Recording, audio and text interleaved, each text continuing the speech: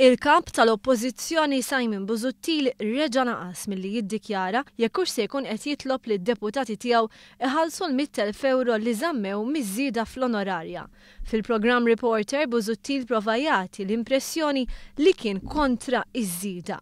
Jiena stess għatti li dik tal-onorarja kienet żball. Madankollu huwa ma qal xejn dwar il1,300,000 € li baqgħu ma tħallsux lura. Nikkonferma li ma tħallsux lura. Ejja nagħmlu l-politika bis-serjetà.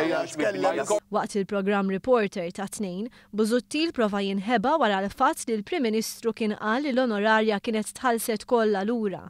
Joseph Muscat spjega li kien qalek għax hemm dak li kien qal l-istess Simon Busuttil, xi ħaġa li rriżulta li kienet gidba. Il-Prim Ministru żied jgħid li għalkemm Busuttil ma ħax l-onorarja, ħa xi ħaġa oħra minflok. Kap tal-Oppożizzjoni ma kienx ħadhom il-500, ħa miljun f'konsulenzi. Il-kap tal-Oppożizzjoni jakkuża lill Prim Ministru li ta' salarji għoljin lil backbenchers biex joqdu kwieti. Il-Prim Ministru wieġeb hekk. Is-sabiħa qed jgħid kemm nies tħallsu iktar minni.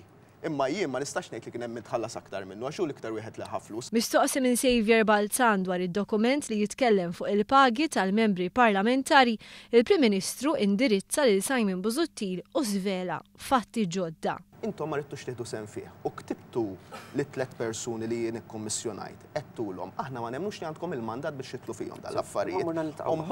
Umbagħad wara illi kkonvinċewkom illi ma tagħmilx sens illi ma teħdux sehem għax ma rridtux titkellmu dwar il-pagi tal-politiċi ħadtu sehem.